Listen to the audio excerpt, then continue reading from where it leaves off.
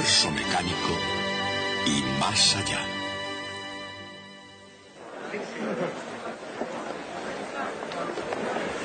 Voltaje, energía y fuerza. Ahora mismo sabemos ya mucho de electricidad. Ya conocemos las cargas, las fuerzas, los voltajes, las corrientes eléctricas, etc. Y ahora nos preguntamos, ¿y qué pasa con eso? ¿Qué es lo realmente importante de todo ese material? Les pondré un ejemplo de lo que quiero decir. Recuerden la máquina gigante de Van Marum, una máquina que se fabricó a finales del siglo XVIII y que era capaz de producir un voltaje de 100.000 voltios. Utilizaba un banco de 100 botellas de Leyden para almacenar energía. Podía almacenar hasta 2.000 joules de energía. Y nos preguntamos ahora, ¿es eso impresionante? Tenemos que decir que no. 2.000 joules de energía es aproximadamente media caloría de alimento. O expresado en términos puramente eléctricos, esta pequeña pila de 9 voltios de un radiotransistor puede almacenar 10 veces más energía eléctrica que la que podían almacenar las 100 botellas de Leyden. Y no obstante, esa máquina podía lanzar un rayo a una distancia de 2 pies, cosa que la pila en cambio no puede hacer. Por eso la pregunta es, ¿qué es lo realmente importante en todo ello?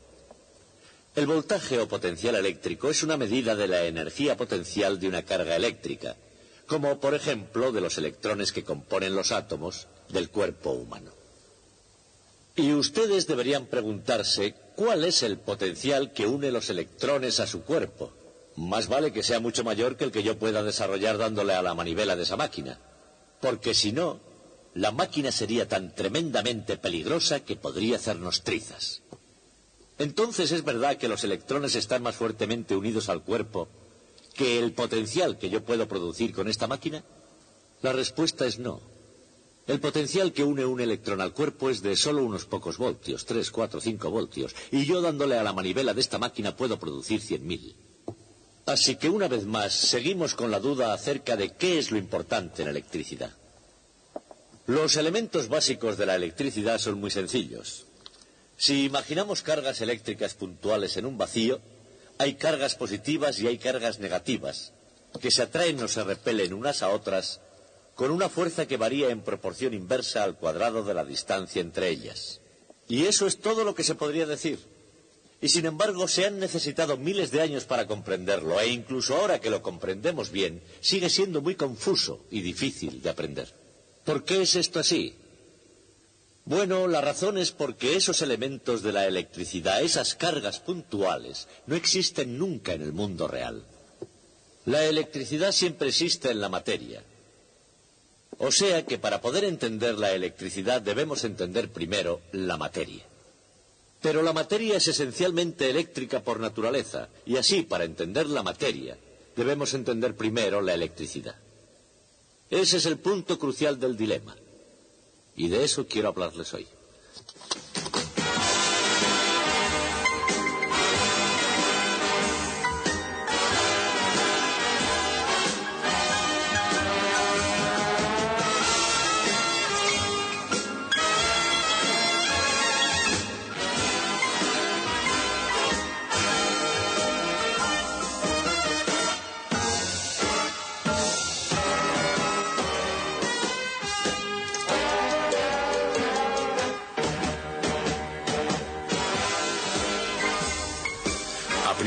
Intentar ver la electricidad en su verdadera esencia parece algo tan peligroso como salir una noche por las calles de Las Vegas. En electricidad hay muchas magnitudes: carga, potencial, campo, por nombrar solo algunas. Y con una variedad tan desconcertante es difícil saber por qué magnitud apostar. Lo que se necesita es una forma de explicar cómo se acopla todo, una manera de sentar las bases en favor del buen sentido y de la claridad. Lo que hace falta es un método infalible detrás de toda esta locura. La causa que está detrás del efecto de la electricidad. Lo que se necesita es un cambio de escena.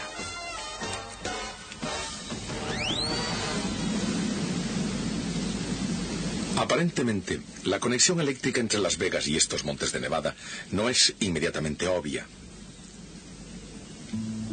Por una razón, los topógrafos no arriesgan nada en el juego. Nada queda al azar en la detallada precisión de sus mapas, ni en las medidas que determinan la altura sobre el nivel del mar de cada punto de una red previamente determinada.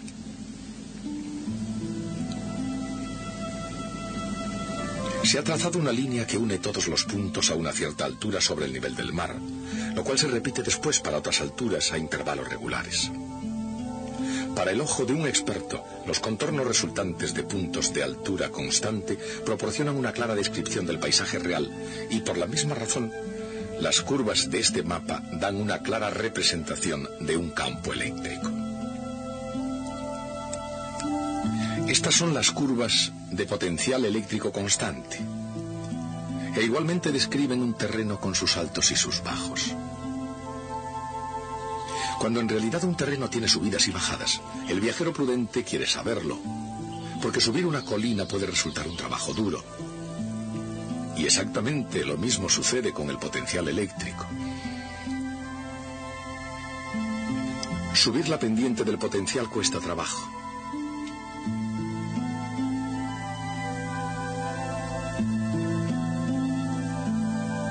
Y cuanta más pendiente haya, más dura es la ascensión.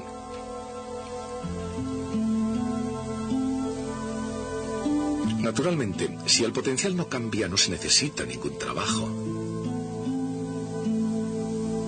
Y si el potencial decrece, el campo es cuesta abajo todo el camino. En esta analogía, el potencial eléctrico es ascenso y el campo eléctrico es la pendiente hacia abajo. En términos más matemáticos, se puede decir que el campo eléctrico es la derivada negativa del potencial.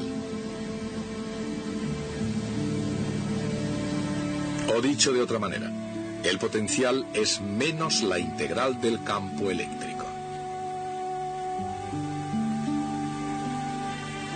El campo eléctrico creado por una simple carga puntual es proporcional a 1 dividido por R al cuadrado.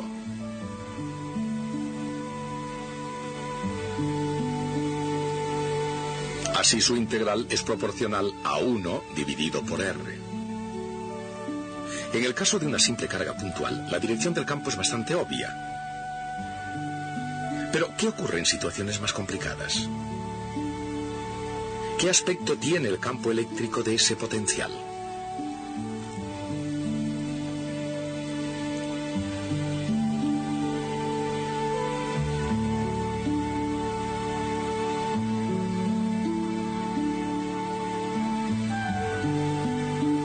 Como no supone trabajo el mover una carga a lo largo de una curva de potencial constante,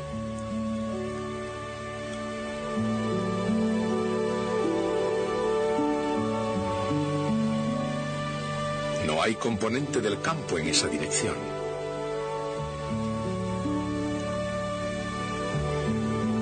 Así, el campo es perpendicular en cada punto a la superficie de potencial constante o equipotencial que pasa por ese punto.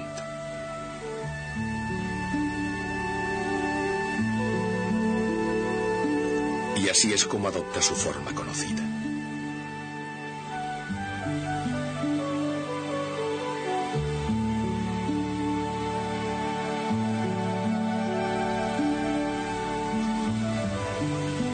La forma normal del terreno más accidentado no son todo picos y valles. También tiene zonas totalmente llanas y horizontales. Un lago es una zona de altura constante sobre el nivel del mar.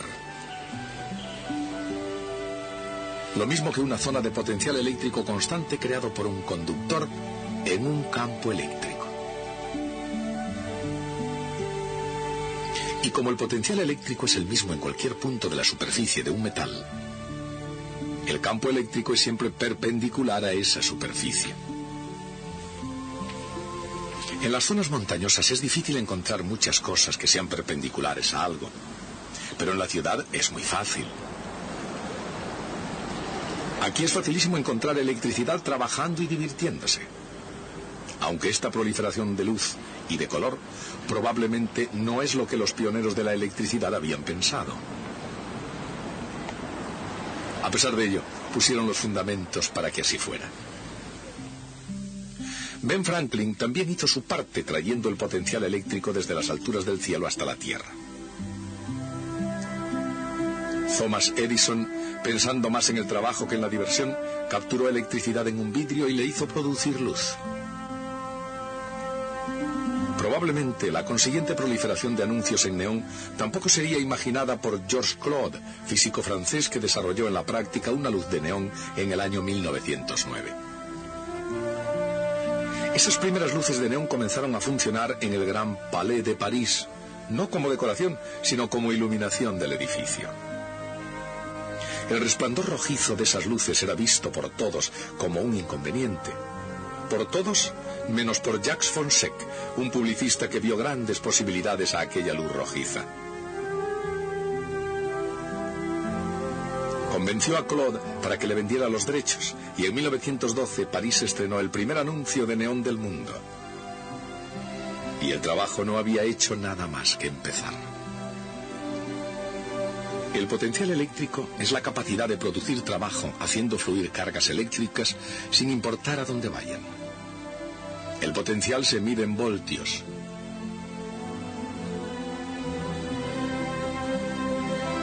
Pero, ¿cómo de grande es un voltio?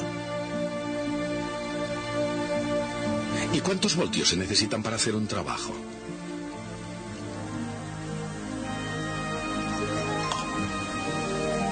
Una pila de linterna suele ser de voltio y medio. Con solo 2 de ellas se puede hacer un trabajo que valga millones. Si fuera necesario, 12 voltios bastarían para poner en marcha el automóvil para escapar. Y con 110 voltios se pueden encender 1 o 2 bombillas, o poner en fuga a un ladrón en la noche. Sin embargo, el crimen no rinde provecho. Incluso tratándose de un bandido, con solo un brazo, el juego puede ir demasiado lejos. Y cuando esto ocurre, nadie sale ganando. El 6 de agosto de 1890 a las 6:40 de la madrugada, en la Overstate Prison de New York, Mr. William Kemmler fue la primera persona en el mundo que moría en la silla eléctrica. Solo se necesitaron unos 17 segundos y unos cuantos miles de voltios. Pero la silla eléctrica no fue el primer uso de la alta tensión. En el siglo XVIII, el generador electrostático gigante de Van Marum podía generar 100.000 voltios. Igualmente la pequeña máquina de Winses y el generador Van der Graaf. Y en los modernos laboratorios de física, este doble acelerador de partículas de Van der Graaf utiliza 3 millones de voltios. Las altas tensiones no están encerradas en exóticos laboratorios. A diario, las líneas del tendido eléctrico conducen electricidad a cientos de miles de voltios a través del campo hacia la ciudad, mientras que las luces de neón utilizan unos 10.000 voltios para funcionar. Y parte de ese funcionamiento es mantener unida la ciudad. En ocasiones incluso sirve también para ayudar a unirse a las personas. Pero la electricidad también es responsable de un tipo diferente de unión. El propio átomo, ese bloque básico en la edificación de todo lo que vemos, sentimos u olemos, se mantiene unido debido a la fuerza eléctrica. Y esa atadura entre el electrón y el átomo tiene un determinado voltaje. Ese voltaje es el que mantiene al mundo unido. Entonces, ¿cuál es el voltaje del propio átomo?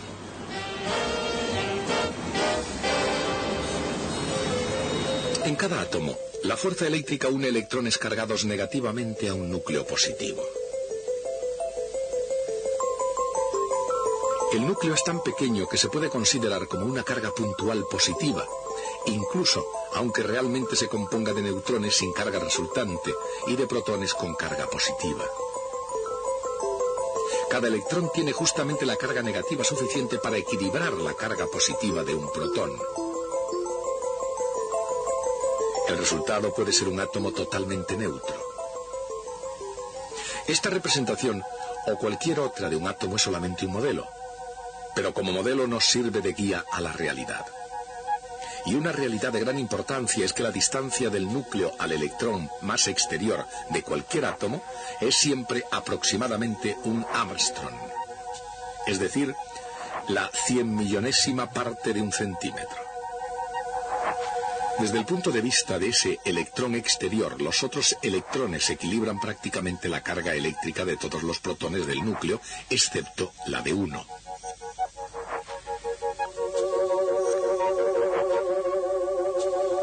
De tal modo que el electrón más exterior detecta aproximadamente el campo eléctrico y el potencial eléctrico debido a un protón, situado a un Armstrong de distancia. Su potencial eléctrico alcanza solo unos pocos voltios.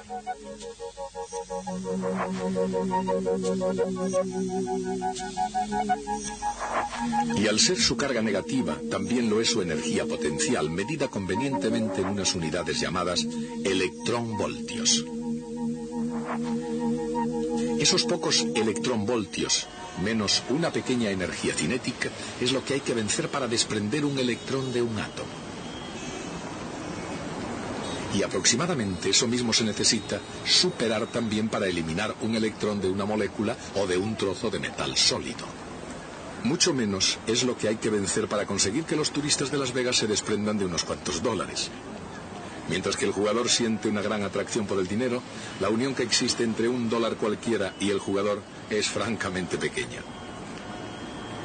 Pero algunas de las otras uniones que aquí se hacen son de naturaleza más duradera. Al menos en algunos casos los vínculos son muy fuertes. Pero si unos pocos voltios atan un electrón a un átomo, ¿cómo de fuerte es esa atadura? Como el generador de Van der Graaf puede producir hasta 100.000 voltios, parece que esta máquina debería ser capaz de ionizar cualquier pequeño trozo de materia ordinaria a su alcance. Pero no es así. Algunas veces no basta solo el voltaje. En realidad, si un átomo y una Van der Graaf se enzarzan en disputarse un electrón, el átomo gana siempre. Porque es cuestión de fuerza y no de voltaje. Dicho de otra manera, lo que importa es la derivada de la energía potencial y no solo el valor de esta. Aquí hay una cúpula Van der Graaf y un átomo. Están compitiendo por un electrón que puede estar unido a la Van der Graaf por decenas de miles de voltios.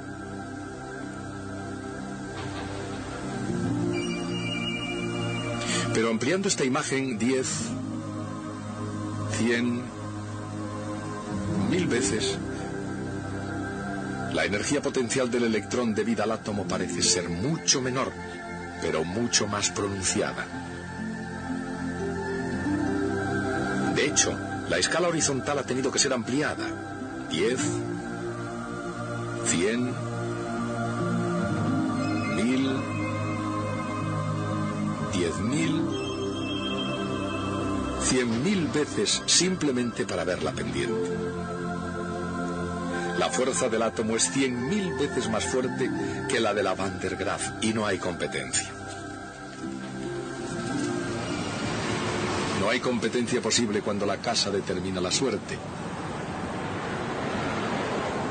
Por eso los jugadores más listos prefieren dejar poco al azar. Benjamin Franklin era una de esas personas. E incluso encontró el modo de evitar los riesgos de las tormentas. Y de hecho su invento del pararrayos salvó muchas iglesias, graneros y casas de las llamas y la destrucción. ¿De dónde viene la luz del rayo? Cuando hay una chispa, las moléculas de aire se ionizan momentáneamente dejando un gas de iones moleculares positivos y electrones negativos llamado plasma. Muy rápidamente, la fuerza eléctrica entre los iones y electrones hace que se vuelvan a combinar formando materia neutra, desprendiendo su exceso de energía en forma de luz. Pero el rayo se puede domar. En un tubo de neón, por ejemplo, se puede retardar ese proceso convirtiéndolo en una incandescencia continua. Pero el campo eléctrico en un anuncio de neón o una máquina de Van der Graaf o incluso una nube tormentosa no pueden ionizar la materia. Entonces, ¿cómo pueden hacer que las chispas vuelen? La respuesta es porque ionizan el aire, pero no en un forcejeo directo.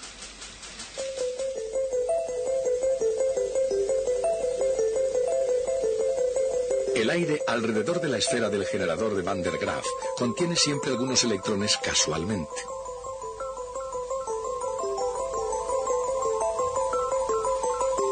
El campo eléctrico de la máquina de Van der Graaf acelera a uno de estos electrones hasta que choca con otra molécula y entonces comienza de nuevo el proceso.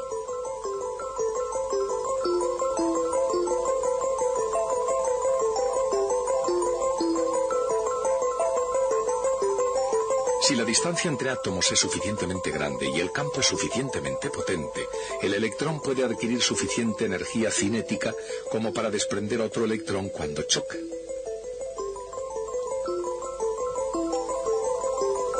Si eso sucede, ambos son acelerados y causan más ionización, hasta que se da una reacción en cadena, que es la que crea la chispa.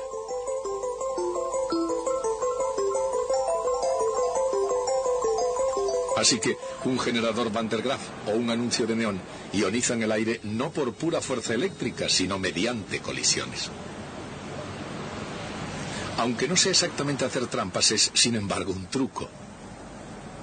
Pero entonces, esta ciudad está llena de trucos. Trucos del comercio científicamente proyectados para ionizar las carteras de los turistas. Está también llena de energía, y la energía de la gente parece crecer de hora en hora.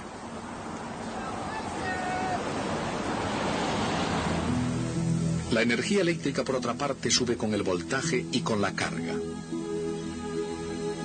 Así que la pregunta sobre cuánta energía puede suministrar un dispositivo eléctrico no solo depende de su voltaje, sino también de la cantidad de carga disponible.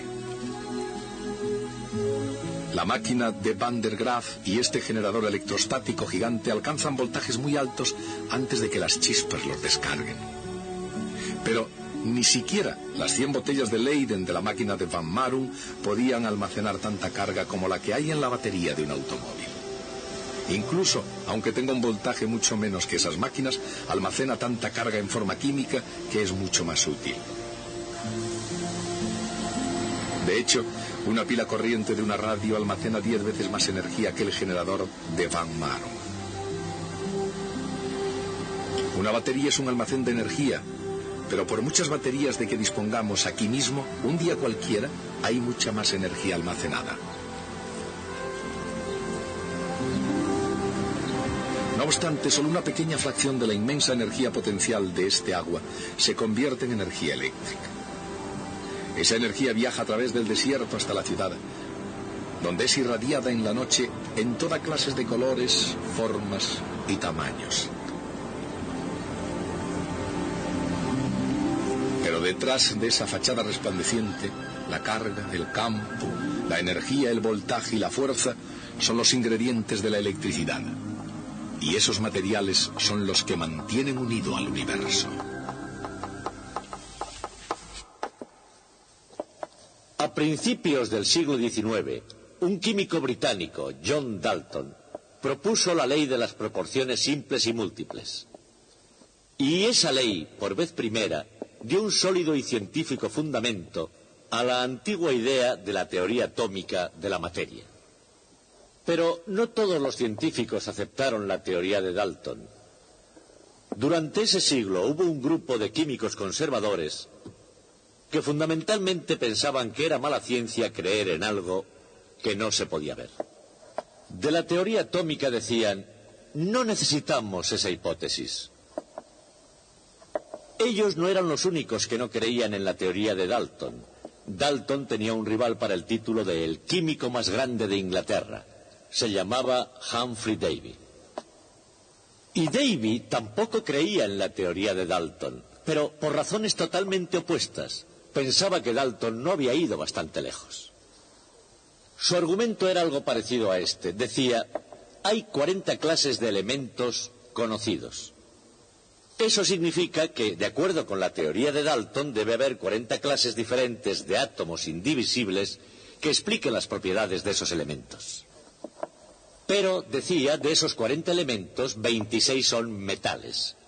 Y todos ellos comparten las propiedades de superficie brillante, buena conductividad eléctrica y térmica, ductilidad mecánica y algunas otras más. Y no es casualidad que se den esas propiedades en 26 ocasiones independientemente. Tiene que haber subyacente un principio de metalización. Era como decir que los átomos de Dalton debían tener una estructura interna. Bueno, pues se necesitaron 100 años para llegar a la conclusión de que los dos, Dalton y Davy, tenían razón. La materia está compuesta por átomos, y los átomos tienen una estructura interna que explica por qué existen los metales. Pero mucho antes de que se comprendiera esto, incluso antes de los tiempos de Davy y de Dalton, todo ello había sido utilizado por un astuto italiano, Alessandro Volta, que había inventado la pila eléctrica. Pero de todo eso hablaremos el próximo día.